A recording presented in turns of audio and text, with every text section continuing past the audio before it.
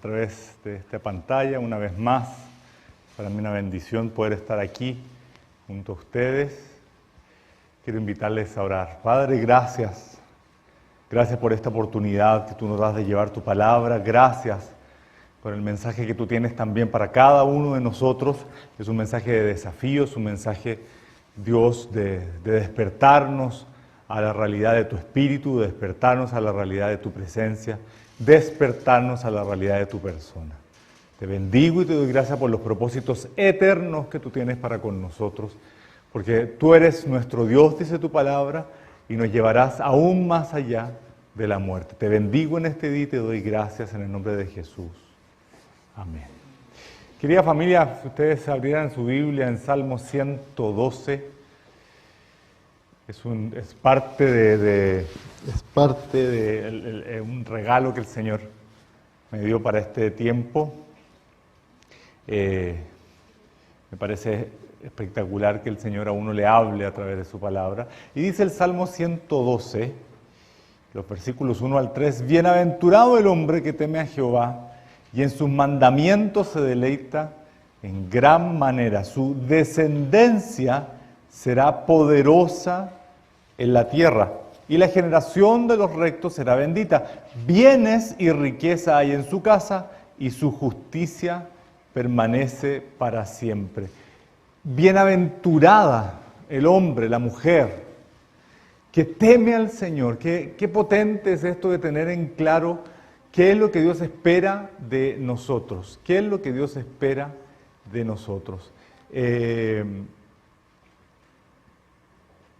la práctica del deporte del rodeo, que se ha puesto muy en cuestionamiento en este tiempo también, pero es un deporte bastante peculiar y muy propio también de nuestra nación.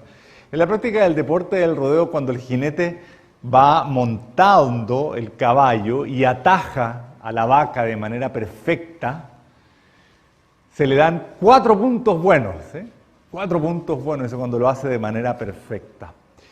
Y este símil de los 4 puntos buenos podríamos extrapolarlos a la realidad de 4 aspectos importantes en nuestra vida cristiana, 4 puntos relevantes de lo que Dios quiere hacer con nosotros.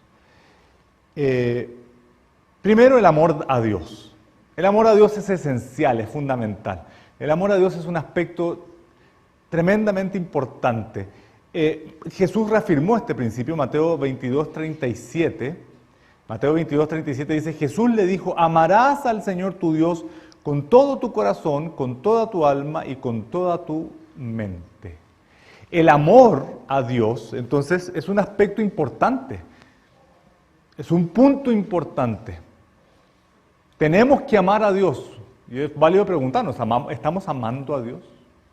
¿Es lo más importante para nosotros? Otro punto es el temor de Dios. Proverbios 9:10 dice, el temor de Jehová es el principio de la sabiduría y el conocimiento del Santísimo es la inteligencia. Hace muchos años atrás tuve una conversación con alguien a quien aprecio mucho y yo le conversaba acerca de esto de la inteligencia. Entonces me decía, Andrés, hay distintos tipos de inteligencia. Me pasó todo un cuadro de los distintos tipos de inteligencia. Siempre tuve yo mis aprensiones cuando decía, tal persona es muy inteligente. Digo, ¿será tan así? ¿Será tan inteligente? Hasta que leí este proverbio, conociendo al Señor, Proverbios 9:10. El temor de Jehová es el principio de la sabiduría y el conocimiento del Santísimo es la inteligencia. O sea, alguien que no teme al Señor, alguien que no tiene temor de Dios, no es una persona inteligente. Es inteligente temer a Dios, por el contrario. Otro punto también importante es la obediencia a Dios. Nos preciamos muchas veces de ser hijos. Es que yo soy hijo de Dios, yo soy hija. Pero un hijo se caracteriza por obedecer. Parte de la esencia de un hijo es que obedece. ¿Sí? Este aspecto también es relevante. Proverbios 3, versículo 1 dice, Hijo mío, no te olvides de mi ley y tu corazón guarde mis mandamientos. El otro día pensaba en las cosas que mis padres me enseñaron, ¿sí? Cómo esas cosas van quedando, cómo esas cosas van quedando en nuestra vida, cómo esos aspectos van marcando nuestra vida. Y cuánto más la palabra de Dios, si somos hijos de Dios, si tú eres hija de Dios, entonces la obediencia a Dios es importante, porque Dios te dice, hijo mío, no te olvides. No te olvides de lo que te he enseñado, no te olvides de mi palabra. Es un aspecto también importante. Y un cuarto principio, un cuarto punto bueno, como se diría en el rodeo, ¿sí? Es el poder de Dios. Si algo debiera caracterizar también nuestra vida es eso, el poder de Dios. El apóstol Pablo, escribiéndole a la iglesia en Corinto, dice 1 Corintios 2, y ni mi palabra ni mi predicación fue con palabras persuasivas de humana sabiduría. O sea, no fui a ustedes a contarles un cuento, ni utilicé mis capacidades de retórica y mis conocimientos, ¿sí? en silogismos como hacen hoy día muchos de los que hablan, ¿sí? Que hablan muy bonito y dan vueltas. Hoy día hay mucho discurso, estamos viviendo en una época de mucho discurso, ¿sí? Ojo con eso. Porque el apóstol Pablo dice, ni mi palabra ni mi predicación fue con palabras persuasivas de humana sabiduría, sino con demostración del Espíritu y de poder. Y eso es algo exclusivo de Dios, el poder. El poder. Para que vuestra fe, dice, no esté fundada en la sabiduría de los hombres, sino en el poder de Dios. O sea, Pablo reafirmó aquello. Qué importante es el poder de Dios. Parte de lo que se escuchó en estos testimonios tiene que ver con aquello, con el poder de Dios. ¿Ve? ¿Qué hace una persona? ¿Qué hace un grupo de personas? 8, si mal no recuerdo, éramos los que estábamos ahí al frente, repartidos entre los tribunales de justicia y el lugar en donde se reúne la convención constituyente. ¿Qué hacen 8 locos, por decirlo así? ¿Sí? Orando y pidiéndole a Dios que Él se manifieste. Cuando la gente pasaba, yo tenía esa impresión, me acordaba del pasaje en que dice la Biblia que Jesús estaba crucificado y la gente pasaba y meneaba la cabeza y movía la boca. A lo mejor con el tema, como todos llevaban la mascarilla, yo no les vi la gesticulación de la boca, pero sí muchos miraban y decían, ¿y esta gente qué está haciendo aquí? ¿Sí? Locos. ¿Pero por qué lo hacemos? Porque creemos en el poder de Dios. Creemos que podemos hacer una diferencia. Entonces, estos 4 puntos, el amor a Dios, el temor de Dios, obediencia a Dios y el poder de Dios, es importante que los tomemos en nuestra vida. Deben ser características propias de todo lo que hacemos. Deberán ser estandartes en nuestra vida, no cosas menores. A lo largo de los años, uno va aprendiendo ciertos aspectos y va aprendiendo ciertas situaciones. Y definitivamente, cuando uno no quiere hacer caso, cuando uno no quiere tomar en consideración lo que la Biblia enseña, uno debe ser consciente que va a tener consecuencias, que va a tener situaciones complejas, va a tener situaciones difíciles. La falta de observancia de estos puntos que yo les he planteado, a lo largo de los años lo he podido ver, la falta de observancia de estos puntos hace que haya un alejamiento progresivo de Dios, hace un alejamiento progresivo de la roca que es Cristo. Poco a poco uno se va alejando. Y si bien es cierto, no hay fórmula para esto, pero yo he querido tomar algunos aspectos que debieran llevarnos a evaluar. Porque si Cristo es el centro, si la palabra de Dios es fundamental, si estamos llamados a tener temor de Dios, a amarlo por sobre todas las cosas, a tener temor de Dios, a obedecerlo y a experimentar el poder de Dios, a experimentarlo, a vivirlo, no que nos cuenten, a experimentarlo en nuestra vida, entonces debiéramos evaluar qué cosas impiden que esto se manifieste en nosotros o nos llevan lejos. ¿Sí? Y hay en cierta medida como una especie de progresión en esta situación. Un primer aspecto muy básico de este alejamiento es una disminución o nula comunión con Dios. no la comunión con Dios. ¿En qué se manifiesta esto? Que las personas poco a poco empiezan a dejar de leer la Biblia o dejan de orar. Así, abiertamente. A lo mejor ven prédicas, a lo mejor se meten en YouTube o escuchan música cristiana todo el día, pero no hay una vida de devocional, una vida de oración, una vida de lectura de la Biblia. ¿Sí?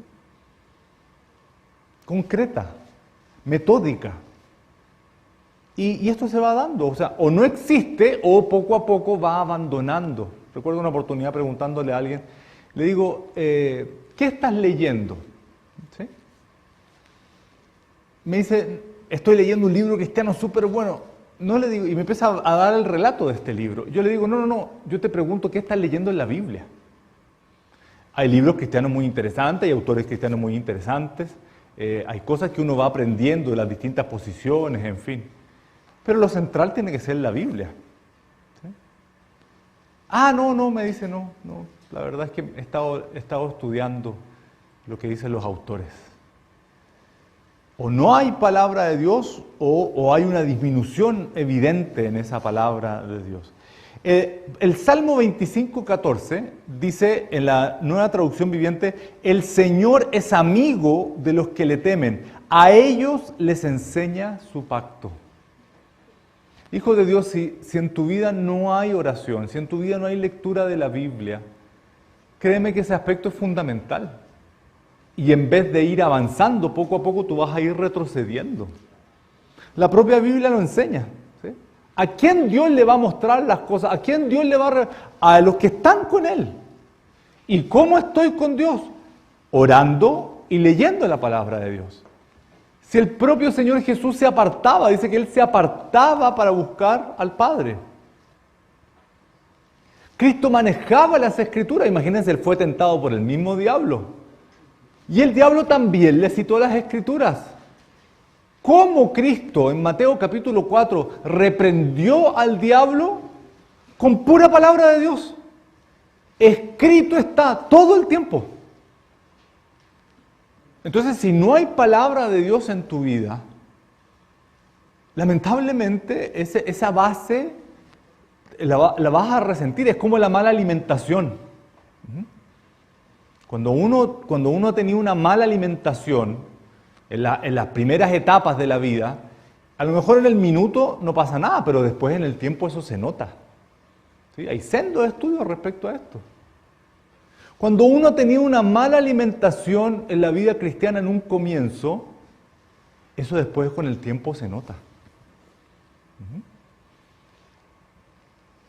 Entonces, para ir considerando esto, un segundo aspecto podríamos nombrar es la crítica a la autoridad o a la congregación. Creo que este tiempo nos ha llevado a evaluar y a valorizar, o a valorar más bien dicho, lo importante de ser parte de un cuerpo. Me gusta esa frase, si encuentras la iglesia perfecta, no vayas para allá porque la vas a echar a perder. No hay iglesia perfecta, como no hay familia. Nos gusta llamarnos familia. ¿Sí? Benjamín nos ha hablado, y su mamá también, acerca de que ellos han experimentado eso. Hoy verdaderamente, ahora siento que soy una familia. Claro, nos sentimos muy cercanos, estoy totalmente de acuerdo con ambos. Pero como en todas las familias, evidentemente hay situaciones complejas, difíciles, hay cosas que manejar. Entonces es importante en este sentido que veamos, o uno es parte, o uno puede estar a medias en la familia, ¿sí? O con la autoridad también. Entonces manifiesta, entender que en la guerra espiritual, la lengua sin freno es una de las armas predilectas del enemigo para generar división en las congregaciones. O sea, las personas que hablan compulsivamente, que no ponen freno en su lengua, que no son cuidadosos con sus comentarios, en sus opiniones. No, es que yo tengo mi opinión, yo he escuchado eso, es que esta es mi opinión. Sí, pero tu opinión está haciendo daño, tu opinión está afectando. Entonces mejor resérvate tu opinión. No la comentes. El Santiago capítulo 1, el versículo 26 dice, si alguno se cree religioso entre vosotros y no refrena su lengua, sino que engaña su corazón, la religión del tal es vana. Ojo con esto, ¿sí? En el capítulo 3 de Santiago, el apóstol Santiago, dedica un capítulo completo a hablar acerca de la lengua, del daño de las personas que no saben controlar su lengua. En una época en que todo el mundo quiere hablar y que las redes sociales también se manifiestan para decir lo que todos piensan, uno tiene que ser delicado con sus expresiones. O sea, si lo que tú vas a decir no edifica, mejor guárdatelo. ¿Sabes qué? Porque es parte de lo que tenemos que cuidar en este tiempo. Y la propia Biblia lo dice así, si alguno se cree religioso entre vosotros y no refrena su lengua, sino que engaña su corazón, la religión del tal es vana. O sea, es una falsa piedad en cierta medida. Ser cuidadoso con los comentarios. Otro aspecto es una poca o nula participación en la vida ministerial. Se habla en tercera persona, dice, ¿qué van a hacer ustedes? ¿Cuáles son los planes de ustedes? ¿Qué es lo que van a hacer? ¿Sí? No hay una apropiación. Dice, oye, tenemos un tiempo de oración. Ese es el tiempo de oración de ustedes. ¿Sí? El lenguaje también es una forma de expresión importante de lo que hay en nuestro corazón. Se manifiesta en un cambio de prioridades en cuanto a las actividades y en el ordenamiento de la agenda personal. ¿Sí? Hay personas que hacen del ministerio su vida. Eso tampoco es correcto, que le falta poco menos traerse la cama, ¿sí? al distrito. No, uno tiene que tener un justo equilibrio en todas las cosas. Pero hay otras personas que empiezan a poco, gradualmente también, a cambiar sus prioridades. Y lo hemos estado viendo, esta pandemia en cierta medida también ha marcado un cambio en las prioridades. ¿Sí? Ojo con esto. En la medida que la ciudad está abierta, el otro día escuchaba a una de las autoridades decir que era difícil que volvamos a las cuarentenas. Era poco probable que volviéramos a las cuarentenas. Entonces, en la medida que la ciudad esté abierta, esté disponible para ir a distintas partes, también hay un montón de atractivos. Entonces dice, oye, entre ir a, no sé, a tal parte, entre ir a tal lugar y participar de una reunión por Zoom, no, prefiero ir a esa parte. Y lo estamos viendo también de una u otra forma. Esto incluye los tiempos de oración, las actividades distritales, la edificación de la edición educativa, por ejemplo, ¿sí? El estudio. O sea, ¿dónde está mi orden? ¿Dónde está mi prioridad? La Biblia habla acerca de que tenemos que ser cuidadosos con el tiempo. ¿Cómo usamos bien el tiempo? Usando bien el tiempo, dice, porque los días son malos. Los días son malos. Otro aspecto que se da también y que nos lleva poco a poco, o lleva a las personas poco a poco a alejarse del Señor y de su palabra, es el cuestionamiento de los temas relacionados con el dinero. Siempre ha habido temas con el manejo del dinero. Siempre. Siempre los ha habido y lamentablemente siempre también los va a haber. ¿Sí? Las personas tenderán también a utilizar el dinero como un medio de cambio respecto de las prestaciones recibidas. ¿Sí? Entonces, cuando se habla del tema del diezmo, de la ofrenda, del aspecto de la generosidad, en cierta medida es casi como un intercambio. En la medida que siento que me atienden bien, entonces yo ofrendo o yo doy. Pero si me atienden mal, entonces yo corto el tema. Y como este es un tema que siempre ha habido, hace muchos años atrás, siempre ha habido situaciones complejas con el tema del dinero, a eso me refiero. Hace muchos años atrás vino un invitado internacional a compartir una exposición, un congreso de varones.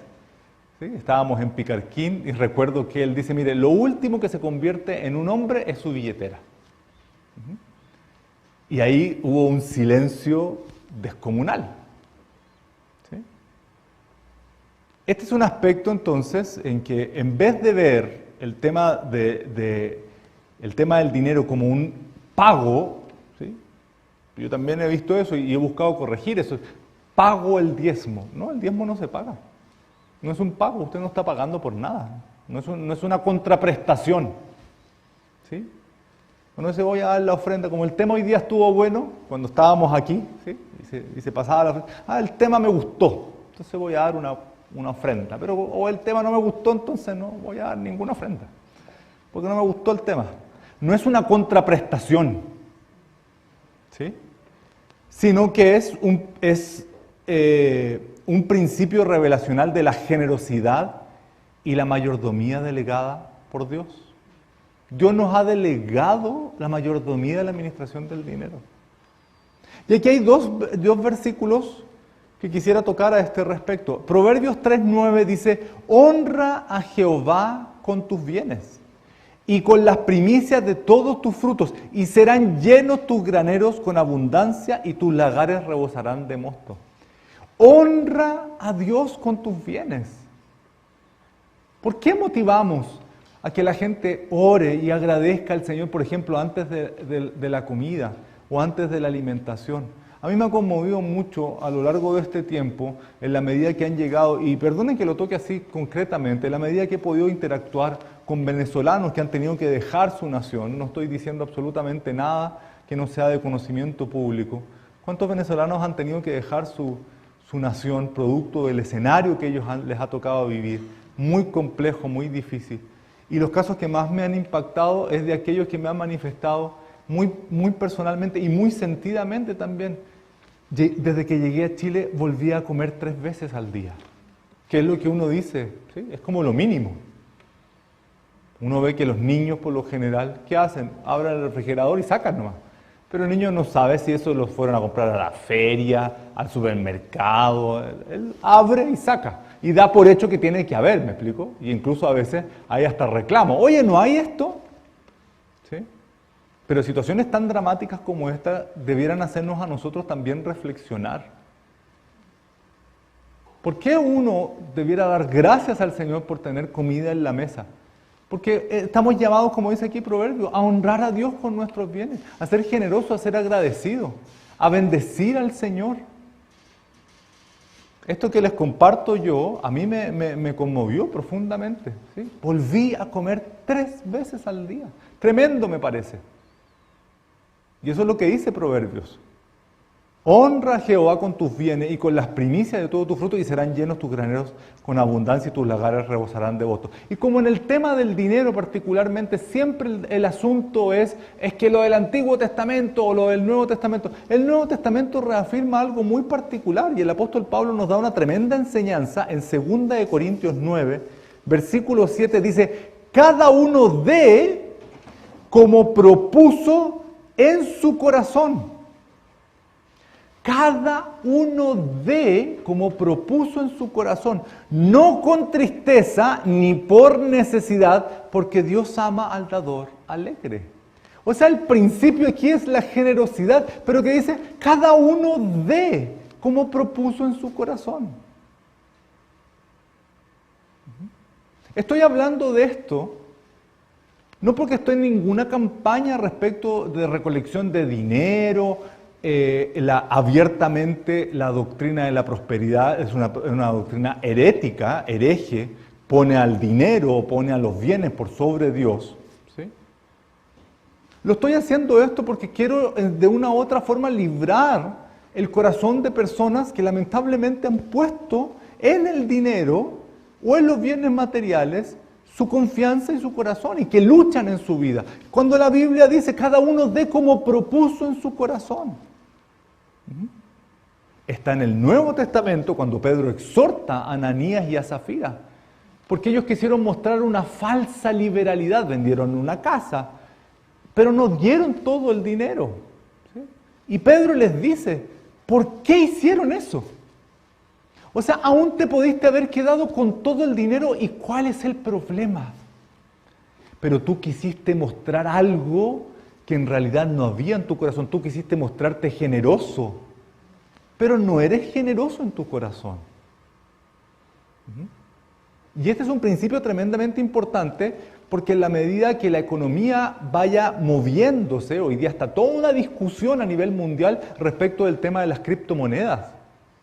Si son lícitas, si no son lícitas, hay un tema de mercado negro, mucha gente que está metida en el mundo de las cryptocurrency, como dice, de las criptomonedas, ¿sí? Advierten, dice, ojo, porque el día de mañana el efectivo, el cash, se va a acabar. Y esto es lo que viene. Y esto es lo que viene de aquí al 23, si es que el Señor no ha venido antes. O sea, no es una cosa que de aquí al 2030 hay una agenda. Uno sabe que hay ciertas organizaciones internacionales, particularmente la ONU, que tienen una agenda de aquí al 2030. Pero los mercados financieros advierten, dice, ojo, porque esto de la criptomoneda, esto es lo que viene ahora. ¿Sí? Y entonces todo el efectivo, porque hay casos, yo he podido conocer casos de gente que si no tienen la plata en el bolsillo o en la billetera, no vale. ¿Sí? Pero particularmente naciones escandinavas se están moviendo muy rápido en esto, de que no hay efectivo. ¿Sí? Está todo, por ejemplo, casos como Suecia, que ya han avanzado muchísimo en esto de ponerse un chip en la mano. Por favor, espero que nadie en su casa me llame conspirativo. Por favor, gente querida, métanse a Google. ¿Sí? Así como se meten a Google para decir peluquería más cercana o peluquería más barata, no sé, por decir cualquier cosa, ¿sí? O cómo se llamaba fulano de tal. Por favor, métase a Google, investigue, cerciórese en lo que yo estoy diciendo. ¿Sí? Vea, busque, no sé, Suecia microchip. Y va a ver cómo estas naciones están tremendamente avanzadas en esto. Y hay testimonios, le entrevistan a la gente en la calle y dicen, no, me parece tremendamente útil. Esto me olvidé de que se me quedó la plata, de que no hay efectivo. ¿Sí? ¿Por qué les toco estos aspectos que también tienen ribetes proféticos? Porque finalmente el lazo entre el dinero y el corazón es algo que uno tiene que examinar. Porque aquí estamos hablando de un principio revelacional. Entonces no tiene que ver simplemente con un aspecto intelectual, aquí tiene que ver con un aspecto espiritual. Revelacional.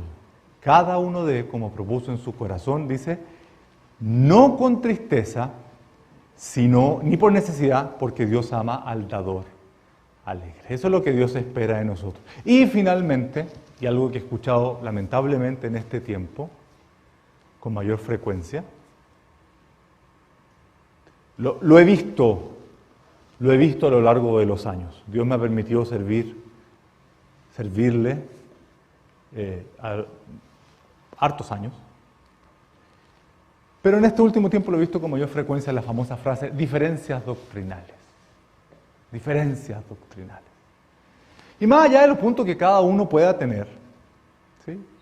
La argumentación de diferencias doctrinales es como la puerta preferida. Es como ¿cuál puerta escoge? No sé si recuerdan antiguamente que uno... escoge una puerta el concursante. Pepito TV, ¿sí? O Don Francisco también creo que también tenía. Escojo una puerta. Y se gana un auto o se gana, qué sé yo, cualquier cosa. Este tiempo yo he visto que la gente está escogiendo la puerta de las diferencias doctrinales finalmente como para decir, esa es la puerta de salida perfecta. No, es que me voy porque tengo diferencias doctrinales. ¿Sí? Y a pesar de que esta ha sido, en este tiempo, como una puerta que están escogiendo algunos para salir, lamentablemente en muchos aspectos es simplemente para justificar formas de vida personales, decisiones personales, cosas que no quieren tratar. Cosas que no quieren tratar. Primera de Timoteo 4:16, Pablo tuvo un discípulo, tuvo muchos discípulos evidentemente, pero hubo uno en particular que era Timoteo, a quien Pablo tuvo principal, lo trató como hijo, dice, amado hijo en la fe. Pero esta filiación, este amor filial, esto de tratarlo como hijo, también tenía una perspectiva muy clara. ¿Cuál era? Timoteo, vienes tú. ¿Sí? En el libro de Josué, dice la Biblia en Josué capítulo 1, que a la muerte de Moisés, Dios llamó a Josué y le dijo: Josué, mi siervo Moisés ha muerto, así que ahora esfuérzate y sé valiente. El capítulo 1 habla, es uno de los aspectos principales. Aquí vemos otro traspaso generacional. Timoteo, yo voy a partir y te voy a enseñar todo lo que sé, todo lo que he recibido, porque me interesa que tú estés bien aprendido, porque tú vienes. Qué importante en las generaciones. Moisés, dice que Josué sirvió a Dios apegado a Moisés. Murió Josué y la generación siguiente de Josué también sirvió a Dios, porque Josué se encargó de enseñarle a esa generación. Pero la generación siguiente no hizo lo mismo. ¿Y saben ustedes lo que sucedió? La Biblia relata que la generación siguiente, cuando murieron, después Israel entró en la época de los jueces, porque ya no hubo más enseñanza. Y la época de los jueces, el libro de los jueces, es una de las épocas en que Israel, una de las peores épocas en Israel, de las peores. Cuando no hay enseñanza de generación en generación, cuando no se transmiten los mismos principios. En esta familia, llamada Selim y Providencia, que el Señor ha levantado, hay distintas edades espirituales. Entonces, algunos que somos más antiguos nos acordamos de algunas cosas, de algunos aspectos, que a lo mejor los más nuevos dicen: oye, pero eso era en otro tiempo. Está bien, efectivamente, las cosas van cambiando. Las cosas van cambiando. Con mi esposa siempre, o de tiempo en tiempo, nos acordamos. Tenemos recuerdos cuando fuimos a los campamentos, siendo universitarios. Eso nos marcó, de una u otra forma nos marcó muchísimo. Marcó nuestra vida. Hoy día, con todo esto que estamos viviendo, hacer un campamento que parecería como impensado. Pero eso no quita que uno tenga que ir enseñando a las generaciones. ¿Sí? Porque este aspecto es importante. Hago toda esta introducción simplemente para citarles este versículo, 1 Timoteo 4:16. Estoy en la Nueva Traducción Viviente. Pablo le dice a Timoteo: ten mucho cuidado de cómo vives y de lo que enseñas. Ten cuidado de ti mismo y de la doctrina, dice la Reina Valera. Mantente firme en lo que es correcto por el bien de tu propia salvación y la de quienes te oyen. Cuando hay personas que citan o escogen la puerta de las diferencias doctrinales, ¿qué hay detrás? ¿Qué hay realmente detrás? ¿Cuál es la verdadera motivación? Entonces yo miro este pasaje y digo, este consejo de Pablo es muy tremendo. Ten cuidado de ti mismo y de la doctrina. De hecho, el mismo apóstol Pablo le aconseja en otro pasaje al mismo Timoteo diciendo: no te metas en discusiones necias, en discusiones de viejas, dice literalmente, por favor. Literalmente dice. No te metas en discusiones, o sea, es como diciendo: mira, hay peleas, hay discusiones que no vale la pena tenerlas. Yo sé que hay gente que le gusta la pelea, hay gente que le gusta las discusiones. Hijos de Dios, el Señor me permitió estudiar en una carrera universitaria en que a uno le enseñan a pelear y no estudiar artes marciales. A uno le enseñan y a debatir. Y el tema es, ¿quién gana? ¿Sí? Y hay todo un desarrollo mental en esto. Y es interesante que cuando uno ve a algún niñito, porque esto se ve desde chico, ¿sí? Cuando uno ve a un niñito o a un jovencito, alguien de conexión total, ¿sí? Y dice: oye, este salió bueno para pelear, está bueno para abogado. Entonces hay como una concepción respecto de eso, que las personas peleadoras son los mejores, van a ser los mejores abogados. Y no necesariamente eso es así. Pero si el propio apóstol Pablo le aconseja a Timoteo diciendo: ¿sabes qué? Hay discusiones que no vale la pena, no te metas ahí. No vale la pena eso. Tú céntrate en enseñar la palabra de Dios. Céntrate en que la gente conozca a Cristo. Céntrate en que la gente viva en santidad. No en vano le dice aquí, estoy en la Nueva Traducción Viviente, mantente firme en lo que es correcto por el bien de tu propia salvación y la de quienes te oyen. Hoy mismo en la mañana tuve una célula y uno de las personas que participó en esa célula nos empezamos a acordar y él se empezó a acordar de gente que decía, oye, tal y fulano, nombró como 5 o 6 personas. Hombres y mujeres, dijo, y estas personas en otro tiempo llegaron a tener hasta liderazgo, me ministraron. Yo los escuché predicar, los escuché enseñar y me habló profundamente lo que dijeron. ¿Y dónde están hoy día? Nadie sabe. No se sabe si están buscando al Señor, no se sabe si volvieron al mundo. No se olvide usted que cuando Pedro niega al Señor, ¿sí?, ¿qué es lo primero que Pedro hace? Le dice a los discípulos, voy a volver a pescar.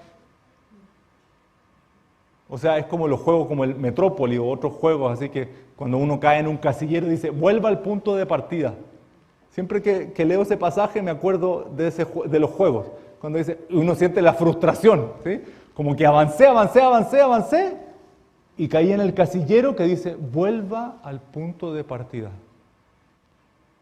Cristo aún no se había aparecido a los discípulos, Pedro había negado al Señor, ¿y qué es lo primero que hizo Pedro?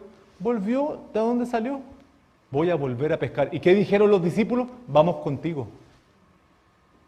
Vamos contigo. Al mismo punto. Ojo, hijos de Dios. Cuando a veces se, entre comillas, argumentan diferencias doctrinales, uno tiene que ser muy sincero. ¿Qué hay detrás? ¿Qué quiere usted? ¿Sí? La Biblia dice, su deseo busca el que se aparta y se entromete en todo negocio. Su deseo busca el que se aparta. ¿Por qué toco estos aspectos, hijos de Dios? Porque es tremendamente importante que consideremos la época que estamos viviendo, el escenario que estamos viviendo, y que hoy más que nunca tenemos que estar más bien cerca del fogón, no lejos. Hay un libro que tengo en mi oficina que cuenta historias, relatos. Es muy bonito. Dice que en una oportunidad un pastor fue donde una persona que había dejado de congregarse y lo encontró haciendo un asado. No tengo nada contra los que hacen asado, por favor. ¿Sí? De hecho, a mí también me gusta hacer asado. Es lo único que cocino, de hecho. ¿Sí? Pero lo fue a buscar el pastor, fue a su casa y lo encontró haciendo asado. Media hora le empezó a hablar acerca de la necesidad de mantenerse unido al cuerpo, de la necesidad de congregarse, de la necesidad de pertenencia. Le habló, y este hombre estaba, lo escuchaba pero no lo escuchaba, estaba ahí pendiente del fuego. El relato cuenta que en un minuto el pastor le pide permiso y le dice, ¿puedo tomar esta tenaza? Sí, y el hombre casi como molesto se la pasa. Le pasa la tenaza, toma un carbón, lo saca y lo deja ahí en el suelo. Al poco tiempo se empezó a apagar. El pastor miró a este hombre y le dijo, buenas tardes, y se fue. Y el hombre entendió. El hombre entendió, se quedó mirando ahí el carbón, entendió el mensaje. Fue el ejemplo más concreto. Juan 15 dice, apartados de mí nada pueden hacer. Y nos necesitamos. Hoy más que nunca nos necesitamos. ¿Cómo permanecer? Vuelvo al Salmo 112. El Salmo 112 es un cántico gradual. ¿Qué quiere decir esto? Que abarca distintos salmos. No se olvide usted que los salmos son cánticos y muchos de ellos se utilizaban también, evidentemente, para exaltar a Dios, pero también en las ceremonias en el templo. No en vano, mi esposa, casi todos los sábados, por no decir todos los sábados, se toma el tiempo de animarnos. Y hubo una época particular que también nos animó a la importancia de la alabanza. No es por rellenar lo que lo estamos haciendo, no es por que se nos ocurrió algo nuevo, no. Es motivar la importancia de la alabanza, de vivir en la alabanza. Y Esta progresión empieza en el Salmo 110, Salmo 110, Salmo 111, Salmo 112, Salmo 113. Son, en cierta medida, el mismo cántico gradual. Y en el Salmo 111, 102 y 113 parten con la expresión aleluya. Estos tres salmos, ¿sí?, parten con la expresión aleluya, que significa alabado sea el Señor. El Salmo 112, versículo 1, en la Nueva Traducción Viviente dice, alabado sea el Señor. Qué felices son los que temen al Señor y se deleitan en obedecer sus mandatos. ¿Cómo permanecer hijos de Dios?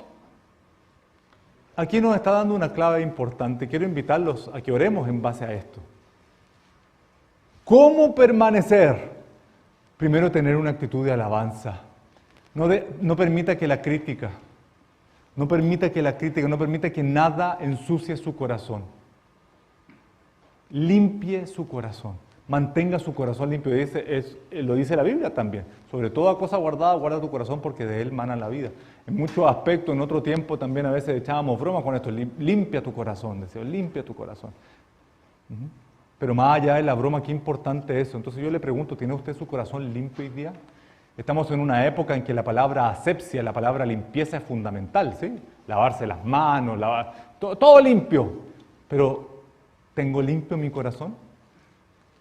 Puedo tener asepsia física 100, pero ¿tengo asepsia espiritual? ¿Tengo asepsia emocional? Alabado sea el Señor. ¿Tengo limpio mi corazón? Qué felices, dice, son los que temen al Señor. Por sobre todas las cosas, tema al Señor. Por sobre todas las cosas, tema al Señor. A veces uno está buscando, ¿sí?, o se mete al internet algún libro, algo que recomiende, los 3 puntos, los 5 pasos, los 20 aspectos, ¿sí?, cuál es el secreto, la clave del éxito. Tema al Señor. Tema al Señor. Tenga temor de Dios. Tenga temor de Dios. Por lo que más quiera, tenga temor de Dios.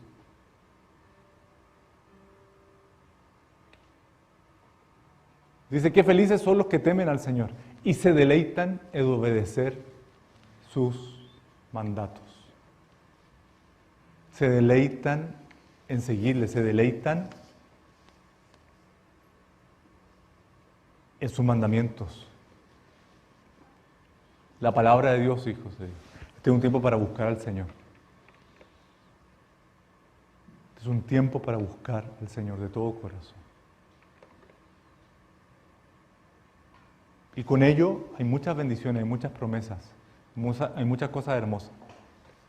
Pero por sobre todo es el tiempo para buscar al Señor. Oremos, hijos de Dios. Espíritu Santo, gracias. Gracias por lo que tú haces en nuestra vida. Gracias. Porque eres tú el que nos transforma, eres tú el que nos guarda, el que nos ayuda, el que nos cuida, el que nos capacita. Eres tú el que hace la diferencia, Espíritu de Dios. Tal como aparece en el video del tiempo de oración. Si esperas que la gente no entiende, si nosotros no te tuviéramos a ti, si nosotros no tuviéramos al Espíritu Santo, si nosotros no tuviéramos la palabra de Dios, si nosotros no supiéramos que al orar somos escuchados, estaríamos incluso peor. A veces miramos a nuestro entorno y vemos a la gente que no invoca al Señor, que no tiene temor de Dios, y decimos, qué mal está esta persona. Pero si yo miro, digo, Señor, si yo no te tuviera, a lo mejor estaría peor. Peor.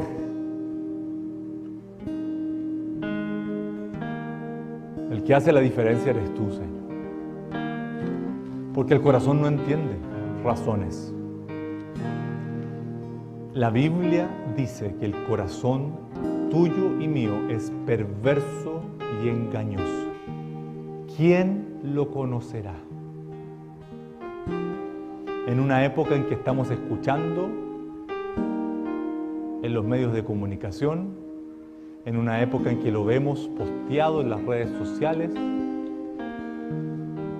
en una época en que lo vemos en los grafitis, en las murallas, haz lo que quieras, haz lo que dicte dicta tu corazón. Jeremías 17 es una verdadera cachetada ante esta forma de pensar. Es un golpe de puño directo. El mundo lo grita y lo dice por todas partes. Haz lo que quieras, haz lo que dicta tu corazón. Pero la Biblia golpea la mesa diciendo que el corazón del hombre es perverso y engañoso. ¿Quién lo va a conocer? Y aún agrega, yo Jehová, que doy el pago a cada uno conforme a sus obras. El problema es que después, cuando viene el tiempo del pago, la gente no quiere asumir las consecuencias porque no ha buscado a Dios. Entonces, ¿qué dice? ¿Por qué me pasa esto? ¿Por qué me está pasando esto otro? Hijos de Dios, temamos al Señor. Vivamos vidas santas, vivamos vidas íntegras, vidas rectas.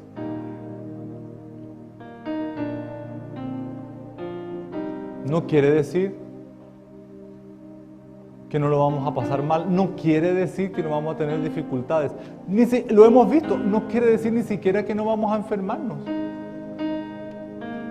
Lo hemos visto. Pero el Señor hace la diferencia. En el dolor, en la dificultad, en la soledad, en los problemas, en la escasez, en la enfermedad, el Señor hace la diferencia. Hasta el día de hoy,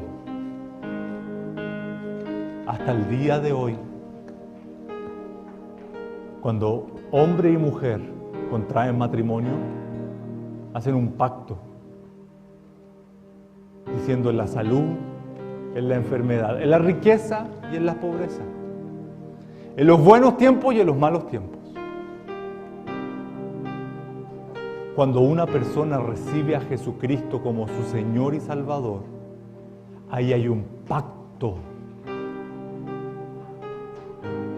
Señor, te confieso que soy un pecador y me arrepiento.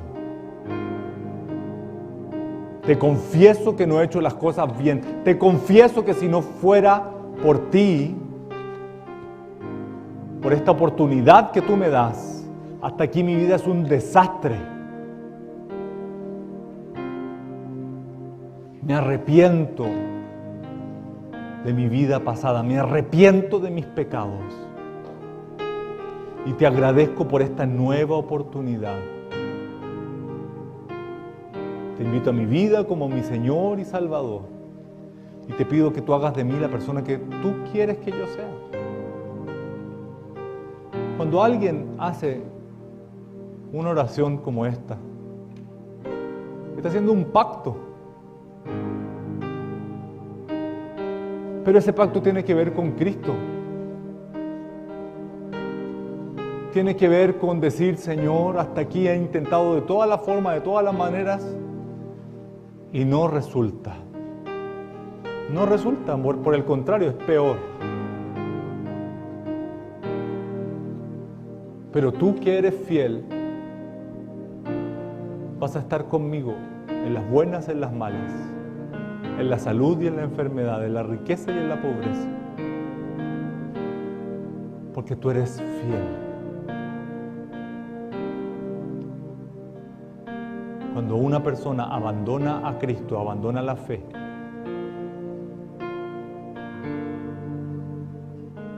rompe un pacto. Y puede que para esa persona sea un juego, no sea tan complejo, no tiene nada de malo. Pero para Dios es muy serio. Es muy serio.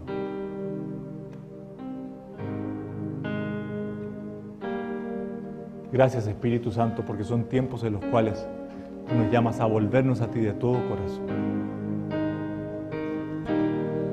Y a permanecer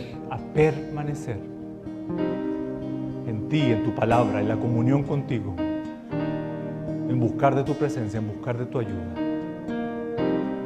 Ven, Señor, te adoramos, te exaltamos, amado Jesús.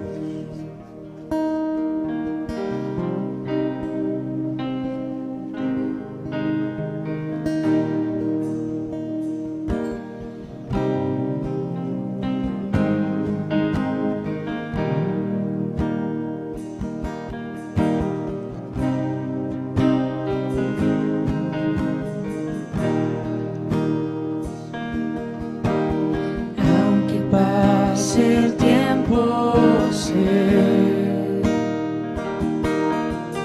que tu promesa cumplirás. Nada en ti se perderá. Esa es mi seguridad. Tus cuerdas de amor cayeron sobre mí.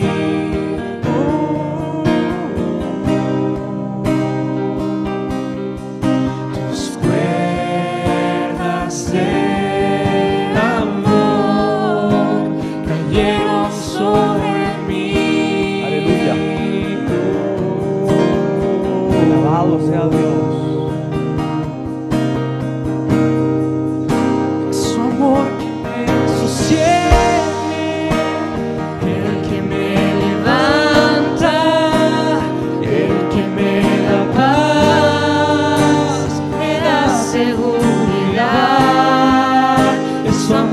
Que me sostiene, el que me levanta, el que me da paz, me da seguridad de lo que vendrá. Señor. Tú tienes el control, nunca pierdes el control.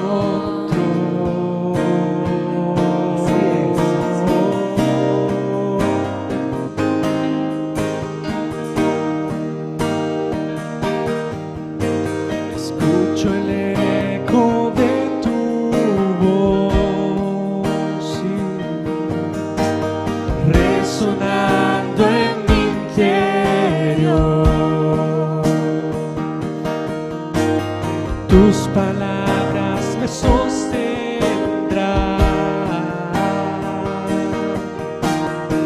Esa es mi seguridad.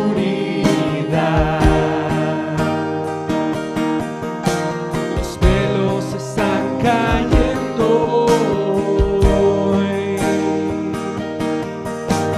Y hoy me veo con claridad y mi fe se está encendiendo hoy. Y hoy me vuelvo a levantar. Es su amor que me sostiene, el que me levanta, el que me da paz, me da seguridad. Es su amor que me sostiene, el que me levanta, el que me da paz, me da seguridad Cantemos. de lo que vendrá. Así es. Tú tienes el control, nunca pierdes el control.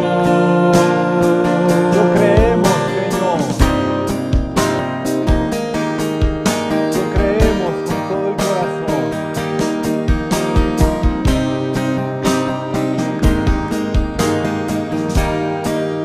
Su amor que me sostiene, el que me levanta, el que me da paz, me da seguridad.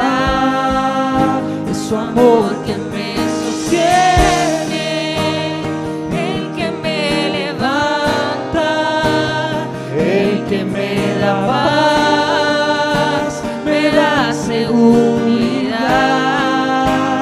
de lo que vendrá.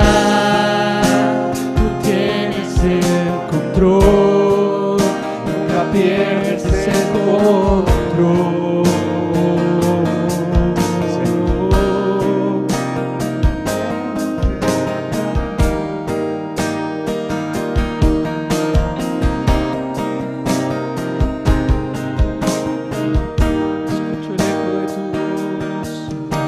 Escucho el eco de tu voz resonando en mi interior. Tus palabras me sostendrán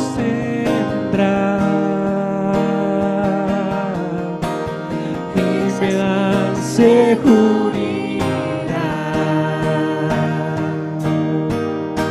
Los velos están cayendo y hoy me puede con claridad. Dios está encendiendo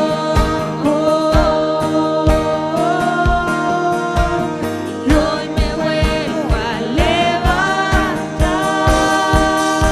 Tu amor que me sostiene, el que me levanta, el que me da paz, me da seguridad.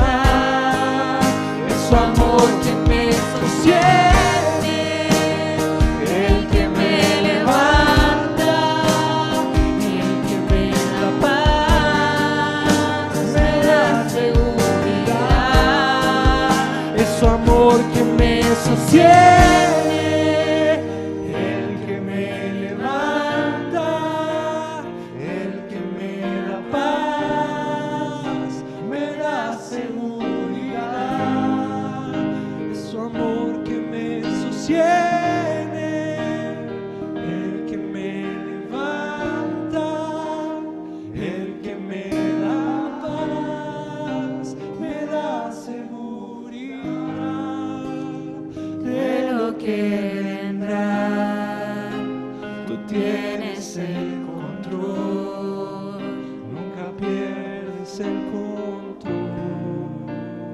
Qué tremenda verdad dice el coro de esta canción. De lo que vendrá tú tienes el control. Nunca pierdes el control. Puede que yo lo pierda, puede que yo me desespere, puede que yo no entienda muy bien lo que está pasando, pero Dios sigue gobernando todo. Porque Él es Rey, Él es Dios, Él es el Todopoderoso. Bendigo tu nombre, te agradezco por este tiempo, pido tu ayuda, tu presencia y tu bendición para nuestras vidas. En el nombre bendito y poderoso de Jesús. Amén.